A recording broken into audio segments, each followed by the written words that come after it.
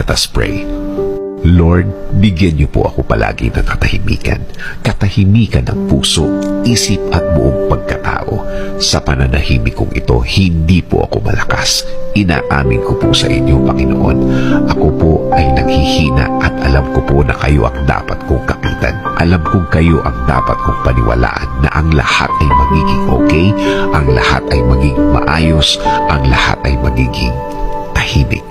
Kakapit pa rin ako sa inyong magandang plano. Kakapit pa rin ako sa inyong magandang bukas na pangako. Alam kong ang lahat ng oras na may problema ay mabilis na lilipas, mabilis na mawawala. Alam ko din, Lord, na hindi ibig sabihin nang wala akong nakikitang nangyayari ay walang nangyayari. Alam kong inumpisahan niyo na akong tulungan sa ibang mga bahagi ng aking problema.